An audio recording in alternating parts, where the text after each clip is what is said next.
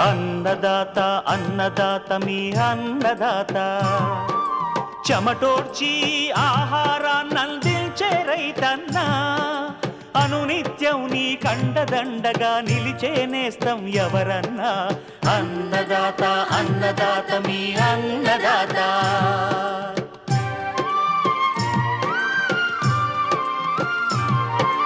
నూతన రీతుల సాగుబడికి, నూరింతలు పెరిగే దిగుబడికి సూచనలిచ్చే సస్య రక్షణకు, పశు పోషణకి శాస్త్ర విజ్ఞానం అందించి ముందుకు నడిపే తెలుగు రైతు భారతదేశానికి మకుటం అయ్యేలా తీర్చిదిద్దే ఆశయంతో మిమ్ము మేలు కొలిపేది అన్నదాత.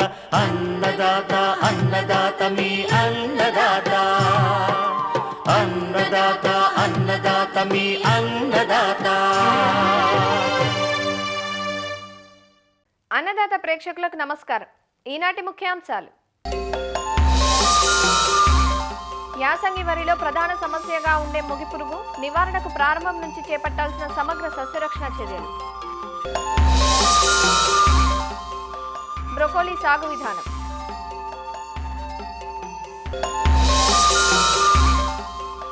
ఇంకా జై కిసాన్ వ్యవసాయ సమాచారం.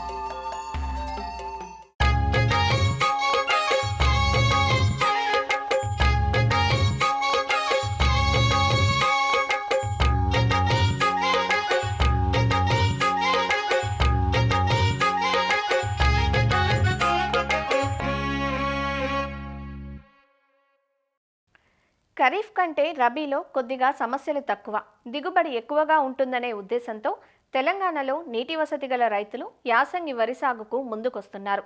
చాలా ప్రాంతాల్లో ఇప్పటికే నార్లు పోసుకోగా కొన్ని ప్రాంతాల్లో నాట్లు పడుతున్నాయి. యాసంగి వరికి మొగిపురుగు ప్రధాన సమస్యగా ఉంటుంది. దీన్నే కాండం తొలుచు పురుగు అని కూడా అంటారు. ఈ పురుగు నారుమడి దశ నుంచే ఆశించడం మొదలు పెడుతుంది. గింజ పాలు పోసుకునే దశ వరకు కూడా పొలాల్లో కనిపిస్తుంది. ఈ పురుగును దృష్టిలో ఉంచుకొని తొలి దశ నుంచే సమగ్ర నివారణ చర్యలు చేపట్టాల్సి ఉంటుంది. లేనట్లయితే కంకులు సరిగా రాక వచ్చిన తెల్ల కంకులు వచ్చి దిగుబడిని నష్టపోవాల్సి వస్తుంది. యాసంగి వరిలో మొగిపురుగు సమగ్ర నివారణ గురించి తెలియజేస్తున్నారు ప్రొఫెసర్ జయశంకర్, తెలంగాణ రాష్ట్ర వ్యవసాయ విశ్వవిద్యాలయం వరంగల్ ప్రాంతీయ వ్యవసాయ పరిశోధనా స్థానం వరి విభాగం కీటక శాస్త్రవేత్త డాక్టర్ ఆర్ శ్రవణ్ కుమార్. ముఖ్యంగా ఈ యాసంగి సీజన్లో మన వరిని మొగిపురుగు లేదా కాండం తెల్చి పురుగు అనేది ఎక్కువగా ఆశించి నష్టం చేయడం అనేది జరుగుతుంది. ఈ యొక్క మొగిపురుగు అనేది నారుమడి, అలాగే పిలక దశ, తర్వాత అంకురం నుంచి పూత దశలో మొగిపురుగు అనేది నష్టం చేయడం అనేది జరుగుతుంది. మొగిపురుగు అనేది దీని యొక్క రెక్కల పురుగు గమనించినట్లయితే మధ్యస్థ పరిమాణంలో ఉంటుంది. ఎండుగడ్డి రంగులో కానీ పసుపు రంగులో కానీ ఉండి ముందు రెక్కలపైన నల్లటి మచ్చలు కనిపిస్తాయి. ఈ యొక్క ముఖ్యంగా ఆడరెక్కల పురుగుకు. ఈ యొక్క ఆడరెక్కల పురుగులు సంపర్కం తర్వాత ఆకుల చివరిలో గుడ్లను సముదాయాలు పెట్టడం జరుగుతుంది. ఈ సముదాయాలు పెట్టిన గుడ్ల మీద గోధుమ రంగు వెంట్రుకలతో కప్పివేయడం అనేది జరుగుతుంది. ఈ యొక్క గుడ్ల నుంచి బయటకు వచ్చిన లార్వా అనేది వరి పంటకు నష్టం చేయడం అనేది జరుగుతుంది.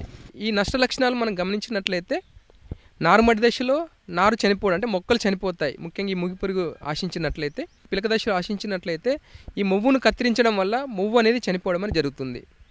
ముఖ్యంగా కాండం బలహీనంగా ఉన్నప్పుడు, ముదురు నారి నాటినప్పుడు, సువాసన రకాలు సాగు చేసినప్పుడు ఈ యొక్క మొగిపురుగు అనేది ఎక్కువగా రావడం జరుగుతుంది. ఎక్కువగా ఆశించి నష్టం చేయడం అనేది జరుగుతుంది. ముఖ్యంగా ఈ అంకురం ఏర్పడే దశలో లోపల మనకి ఆ అంకురం కింద కత్తిరించడం వల్ల పైకి పోషకాలు అందక కంకిలోని గింజలన్నీ కూడా మనకి తాలు గింజలాగా కనిపిస్తాయి. తెల్ల కంకులు అనేది పిలవడం జరుగుతుంది. యాజమాన్య పద్ధతులు మనం గమనించినట్లయితే పంట అయిపోగానే మనకి భూమికి దగ్గరగా మనము మొదలను కత్తిరించాలి కోత సమయంలో. కాకపోతే ఏమైందంటే మనకి ప్రాక్టికల్గా ప్రాబ్లం ఏంటిదంటే హార్వెస్టర్తో చాలా చోట్ల మనకి కోయడం అనేది జరుగుతుంది. దానివల్ల భూమికి కొంత ఎత్తులో ఈ యొక్క మొదలను కత్తిరించడం అనేది కట్ చేయడం అనేది జరుగుతుంది. సో దానికి వీలైనంత వరకు భూమికి దగ్గరగా మొదలను కోసేటట్టుగా మనము జాగ్రత్త తీసుకోవాలి.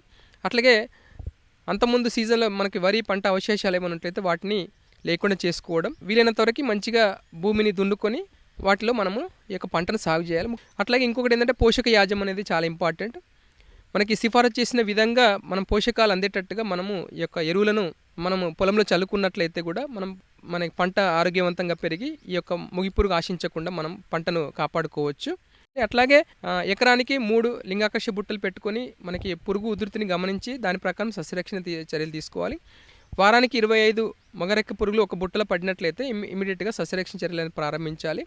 అట్లాగే నారుమడి దశలో నారు పీకడానికి ఒక వారం రోజుల ముందు నారుమడిలో ఎకరానికి సరిపోయే నారుమడిలో ఒక 800 గ్రాముల కార్బోఫ్యూరాన్ 3CG అనే గుళికలను వేసుకున్నట్లయితే కొంతవరకు నారుమడి నుంచి తర్వాత మనకి ప్రధాన పొలంలోకి మొగి పురుగు రాకుండా మనం అరికట్టవచ్చు.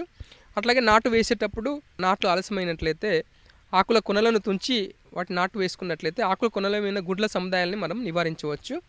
అట్లాగే పిలక దశలో అనగా నాటు వేసిన తర్వాత 15 నుంచి 20 రోజుల దశలో ఎకరానికి 10 కిలోల కార్బోఫ్యూరాన్ 3G అనే గుళికలను మనము బురద పదంలో చల్లుకున్నట్లయితే మనకి ఆ పిలక దశలో మొగి పురుగు యొక్క నష్టాన్ని మనం చాలా వరకు నివారించవచ్చు. అట్లాగే కార్బోఫ్యూరాన్ 3CG గుళికలతో పాటు వేరే గుళికలు కాటాపైడక్లోర్ గుళికలు అయితే ఒక ఎకరానికి 8 కిలోలు, క్లోరంటనిలిప్రోల్ గుళికలు అయితే ఎకరానికి ఒక 4 కిలోల చొప్పున ముఖ్యంగా బురద పదంలో పొలం అంతా కూడా సమానంగా పడేటట్టుగా చల్లుకున్నట్లయితే మొగి పురుగును మనం అరికట్టవచ్చు. అట్లాగే అప్పటికి ఇంకా రెక్కల పురుగులు ఎగురుతూ గమనించినట్లయితే కార్టాపైడక్లోర్ అనే మందు 2 గ్రాములు లీటర్ నీటికి కలిపి పిచికారి చేసుకున్నట్లయితే ఈ యొక్క మొగి పురుగు మనం అరికట్టవచ్చు. అట్లాగే మనకి తర్వాత దశలో అనగా పూత దశలో మనకి ఆశిస్తుంది కాబట్టి దానికంటే ముందు ఈ రెక్కల పురుగులు ఉధృతిని కానీ గుడ్ల సముదాయాలు కానీ ఒకవేళ గమనించినట్లయితే దాని పరిస్థితిని బట్టి కార్టాపైడక్లోర్ 2 గ్రాములు లీటర్ నీటికి కానీ క్లోరంటనిలిప్రోల్ 0.3 మిల్లీలీటర్ లీటర్ నీటికి కలిపి లేదంటే అయితే ఐసోసైక్లోసిరమ్ అని ఈ మధ్యలో కొత్తగా వచ్చింది, అది 0.6 మిల్లీలీటర్ లీటర్ నీటికి కలిపి తెల్ల కంకులు ఏర్పడక ముందే చిరుపొట్ట దశలోనే మనకి సస్యరక్షణ చర్యలు చేపట్టినట్లయితే ఈ మొగి పురుగు నుంచి మనం వరి పంటను సమర్థవంతంగా కాపాడి మంచి దిగుబడులు పొందవచ్చు.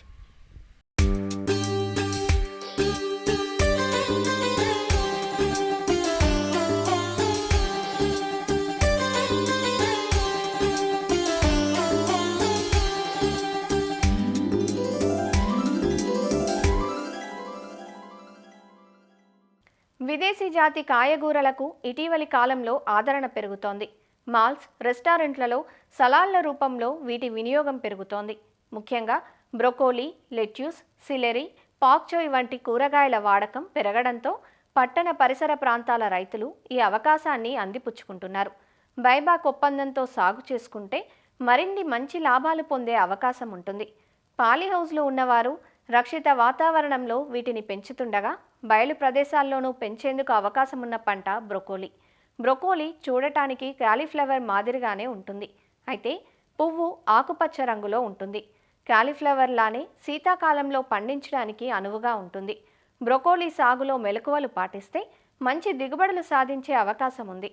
సాగు వివరాలను శ్రీ కొండా లక్ష్మణ్ తెలంగాణ రాష్ట్ర ఉద్యాన విశ్వవిద్యాలయం రాజేంద్రనగర్లోని కూరగాయల పరిశోధనా కేంద్రం శాస్త్రవేత్త డాక్టర్ లావణ్య నుంచి తెలుసుకుందాం. శీతాకాలంలో పండించే కూరగాయ పంటల్లో బ్రకోలీ ఒకటి. ఇది క్రూసిఫెరేసి జాతికి చెందినది. క్యాబేజ్, కాలీఫ్లవర్ లాగా దీన్ని కూడా రబీ సీజన్లో మనం పండించుకోవచ్చు. బ్రకోలీ ఆకుపచ్చ పువ్వు మొగ్గలతో కాలీఫ్లవర్ని పోలి ఉంటుంది. అయితే ఇది ప్రధాన పువ్వే కాకుండా దీని నుంచి పాశ్చపు మొగ్గలు ఏర్పడి చిన్న పువ్వులు కూడా ఏర్పడతాయి ప్రధాన పుష్పముతో పాటుగా. ఈ బ్రకోలీ అనేది తాజా కూరగాయలాగే కాకుండా సలాడ్ లాగా కూడా ఉపయోగిస్తారు. బ్రకోలీ అనేది శీతాకాలంలో పండించే పంట. సో ఇది చలికి తట్టుకుంటుంది ఈ పంట. అలాగే దీని పెరుగుదలకి 16 నుంచి 25 డిగ్రీల సెంటీగ్రేడ్ అనేది అవసరము. ఒకవేళ ఉష్ణోగ్రత గలగా ఎక్కువగా ఉంటే పూమొగ్గలు అనేవి వదులుగా ఏర్పడతాయి. అలాగే చిన్న పరిమాణంలో ఉత్పత్తి అయ్యే అవకాశాలు ఉంటాయి. ఒకవేళ 16 డిగ్రీల సెంటీగ్రేడ్ కన్నా తక్కువ ఉష్ణోగ్రత ఉన్నట్లయితే పంట పరిపక్వతకి త్వరగా రాదు. అలాగే పూమొగ్గలు కూడా చిన్నవిగా ఏర్పడే అవకాశాలు ఉంటాయి. ఇంకా నేలల విషయం చూసినట్లయితే సారవంతమైన అధిక సేంద్రియ పదార్థాలు కల నేలలు అనుకూలము. ఉదజని సూచిక 5.8 నుంచి 7.2 ఉండే నేలలు అనువైనవి. ఇంకా రకాలు చూసినట్లయితే మనకి IARI న్యూఢిల్లీ నుంచి రిలీజ్ అయిన రకము పూసా KT సెలెక్షన్ 1 అని ఒకటి ఉంది. అలాగే అగ్రికల్చర్ యూనివర్సిటీ పాలంపూర్ హిమాచల్ ప్రదేశ్ నుంచి విడుదల చేసిన రకాలలో పాలం సమృద్ధి, పాలం హరిత, పాలం విచిత్ర, పాలం కాంచన్ అనే రకాలు ఉన్నాయి. అలాగే పంజాబ్ అగ్రికల్చర్ యూనివర్సిటీ నుంచి విడుదల చేసిన రకాలు, ఇటీవల విడుదల చేసిన రకము ఇది పంజాబ్ బ్రకోలీ 1 సెలెక్షన్ 1 అని ఉంటుంది. అయితే ఈ రకాలు అనేవి పంట కాలాన్ని బట్టి స్వల్పకాలిక, మధ్యకాలిక, దీర్ఘకాలిక రకాలుగా విభజించబడ్డాయి. స్వల్పకాలిక రకాల్లో పంట కాలం నాటిన తరువాత మనకి 60 నుంచి 70 రోజులకు కోతకు వస్తుంది. మధ్యకాలిక రకాలైతే 70 నుంచి 90 రోజులకు కోతకు వస్తుంది. అలాగే దీర్ఘకాలిక రకాలైతే మనకి 100 నుంచి 120 రోజుల వరకు కోతకి వస్తుంది. ఇవి కాకుండా మన రాష్ట్రంలో సాగు చేసిన ప్రైవేట్ రకాలు కూడా ఉన్నాయి. ఇందులో కొన్ని ఏంటంటే గ్రీన్ గోల్డ్, ఎంపిరల్, ఫ్యాంటసీ 1, సాధన, సురభి, సుస్థిర, సిసిర ఇట్లాంటి హైబ్రిడ్ రకాలు కూడా మన రాష్ట్రంలో కొంతమంది రైతులు సాగు చేస్తున్నారు. బ్రకోలీ కూడా విత్తనం ద్వారా మనము సాగు చేస్తాము. విత్తన మోతాదు చూసినట్లయితే మనకి ఎకరాకి 120 నుంచి 160 గ్రాముల వరకు విత్తనం సరిపోతుంది. ఈ విత్తనం ముందు నారుమళ్ళు తయారు చేసుకోవాలి విత్తనం వేయడానికి. దీనికి 100 చదరపు మీటర్ల స్థలం అనేది మనకి అవసరం అవుతుంది.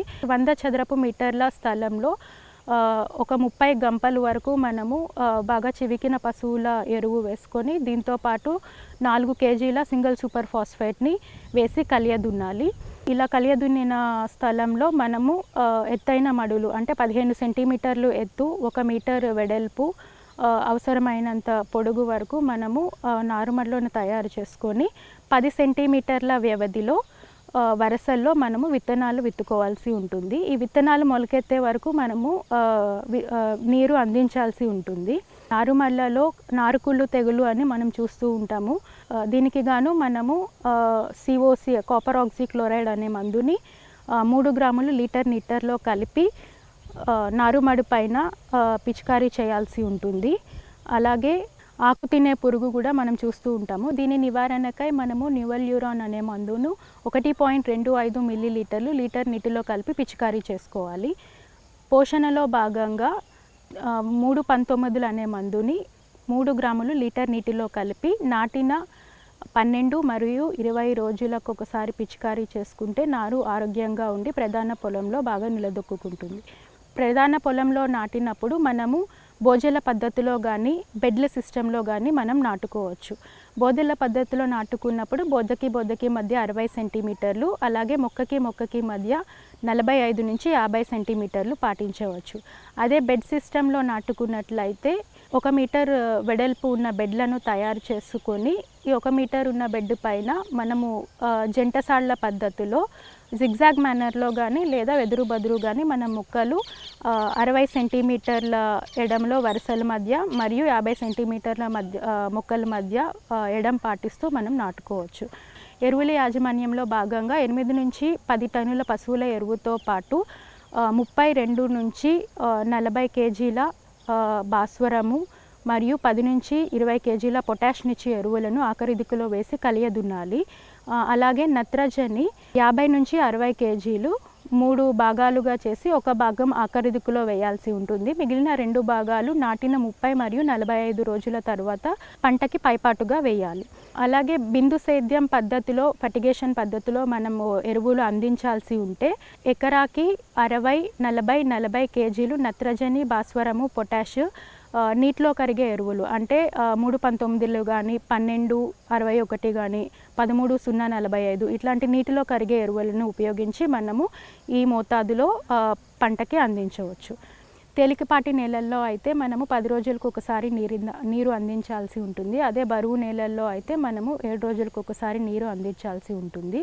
ఇక కీలక దశలు చూసినట్లయితే పువ్వు ఏర్పడినప్పుడు ఒకటి, మళ్ళీ పువ్వు అభివృద్ధి చెందినప్పుడు ఒకటి నీటి ఎద్దట అనేది లేకుండా చూసుకోవాలి. కలుపు నివారణలో భాగంగా ప్రీ ఎమర్జెన్స్ హెర్బిసైడ్ పెండిమిథాలిన్ అనే మందుని 5 నుంచి 6 ml లీటర్ నీటిలో కలిపి పిచికారీ చేసుకోవచ్చు. ఇలా 1 ఎకరానికి 200 లీటర్లు పడుతుంది. దీనికి గాను 1.2 లీటర్ల మందు అనేది సరిపోతుంది. సస్యరక్షణలో భాగంగా మామూలు డైమండ్ బ్యాక్ మౌత్ అంటే ఈ పురుగు అనేది మనకి ప్రధాన పొలంలో కనిపిస్తుంది, అలాగే నర్సరీలో కూడా కనిపిస్తుంది. దీని నివారణకై బీటీ సంబంధిత మందులని పిచికారీ చేసుకోవాలి. 1 గ్రాము లీటర్ నీటిలో కలిపి పిచికారీ చేసుకోవాలి. అదే ప్రధాన పొలంలో అయితే నాటిన 30 మరియు 45 రోజులకు 2 సార్లు 2 గ్రాముల లీటర్ నీటిలో కలిపి పిచికారీ చేసుకోవాల్సి ఉంటుంది. అత్యవసర పరిస్థితుల్లో అయితే మనము స్పైనోసాడ్ అనే మందుని వాడవచ్చు. ఇది 0.3 ml లీటర్ నీటిలో కలిపి పిచికారీ చేసుకోవచ్చు. పంట కోత విషయానికి వస్తే దీర్ఘకాలిక, స్వల్పకాలిక, మధ్యకాలిక రకాన్ని బట్టి మనకి కోతకు వస్తుంది. కాలీఫ్లవర్ మాదిరిగానే పూలు వస్తాయి. కాకపోతే ఈ పువ్వు మొగ్గలు అనేవి విచ్చుకోక ముందే మనము పువ్వుని కొయ్యాల్సి ఉంటుంది. ఇలా విచ్చుకున్నట్లయితే ఇది మార్కెట్కి పనికిరాదు. ఇది త్వరగా పాడైపోతుంది కాబట్టి నిల్వ అనేది తప్పనిసరి.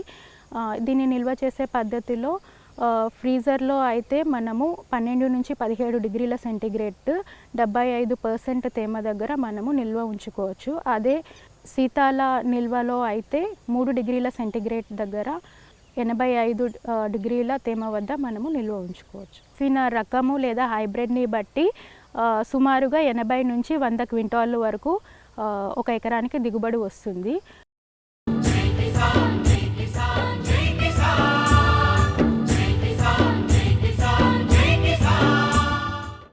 వ్యవసాయ సమాచారం ఇప్పుడు జై కిసాన్లో చూద్దాం. ఆంధ్రప్రదేశ్ రాష్ట్రంలోని గుంటూరు జిల్లాలో ఉద్యాన శాఖ అధికారులకు సమావేశం జరిగింది. రాష్ట్రంలో ఉద్యాన పంటలు విస్తరిస్తున్న నేపథ్యంలో రైతులకు సకాలంలో సాగు సూచనలు అందించాలంటూ ఉద్యాన శాఖ కమిషనర్ శ్రీనివాసులు సూచించారు. అధిక ఆదాయాన్ని ఆర్జించిపెట్టే పంటల సాగులో సాంకేతికతను రైతులకు చేరువ చేయాలని వివరించారు. ఒకే తరహా పంటలు కాకుండా భిన్నమైన పంటలు సాగు చేయటం, అంతర పంటలు వేయటంపై రైతులకు అవగాహన కల్పించాలని అధికారులకు వివరించారు.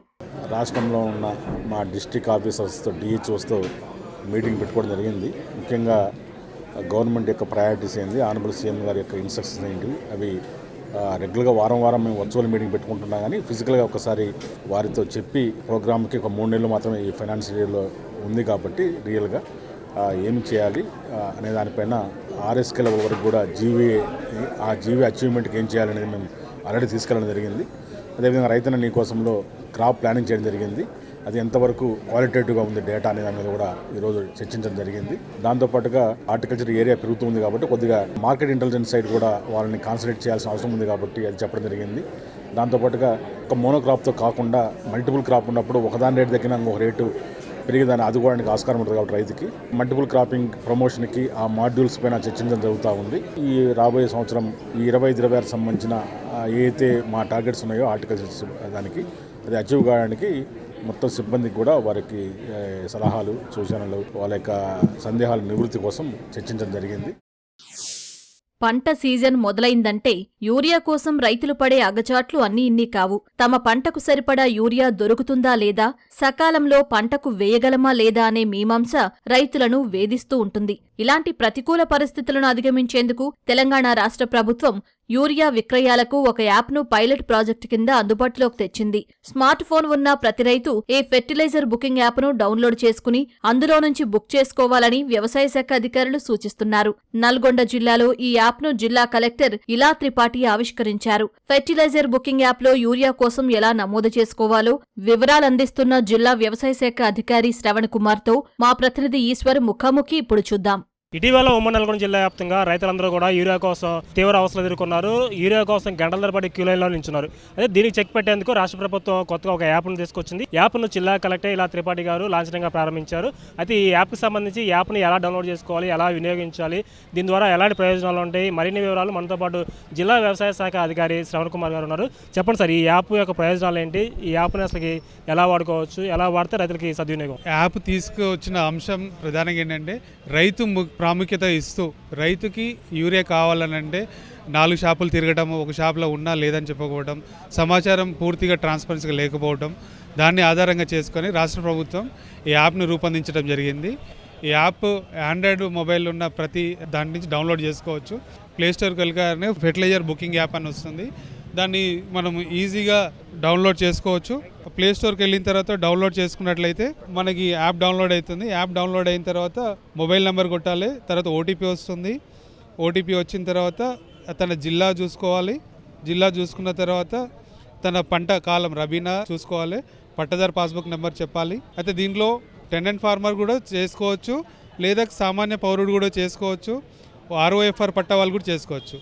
OTP ఆధార్ నెంబర్ కొట్టిన తర్వాత ఇక రైతు వివరాలు వస్తాయి. వచ్చిన తర్వాత ఆయన పంట విస్తీర్ణం ఉంటుంది. పంట విస్తీర్ణం రైతే సర్టిఫై చేసుకోవాలి. తన పంట ఏదైతే నమోదు చేస్తాడో ఆ పంటకు సంబంధించిన సిఫార్సు ఎరువులు వస్తాయి. తను ఏ మండలం కావాలో ఆ మండలం చూసుకుంటాడు. ఆ మండలంలో ఉన్న డీలర్స్ అందరూ వస్తారు. తనకు 4 బస్తాలు కావాలనుకున్నాడు, సబ్మిట్ చేశాడు. బుకింగ్ ఐడి వస్తుంది రైతుకి. ఇక్కడ 387 అనేది బుకింగ్ ఐడి. ఆ ఐడి తీసుకొని డీలర్ దగ్గర వెళ్తాడు. ఇది ఫార్మర్ బుకింగ్ చేసుకున్న ఐడి వస్తుంది. చివరిగా వచ్చిన తర్వాత ఆ ఐడి తీసుకొని ఏదైతే డీలర్ తను ఎంపిక చేసుకున్నాడో ఆ డీలర్ దగ్గరికి వెళ్ళి ఇప్పుడు 387 ఐడి వచ్చింది. ఐడి నెంబర్ చెప్పగానే డీలర్ దగ్గర కూడా ఇక్కడ సేమ్ ఫార్మర్ డిపార్ట్మెంట్ డీలర్ లాగిన్లో ఎంటర్ అవుతాడు డీలర్. ఈ ఐడి నెంబర్ చెప్పినట్లయితే ఆ రైతుకి ఎన్ని బస్తాలు అనేది ఏ పంట అనేది వస్తుంది. వెంటనే తనకు కావాల్సిన ఫస్ట్ డోసా సెకండ్ డోసా అనేది వస్తుంది. వెంటనే తనకు కావాల్సిన ఎరువులను బిల్ చేసేసి ఈ పాస్ ద్వారా విక్రయాలు చేయడం. చాలా సింపుల్ యాప్ ఇది.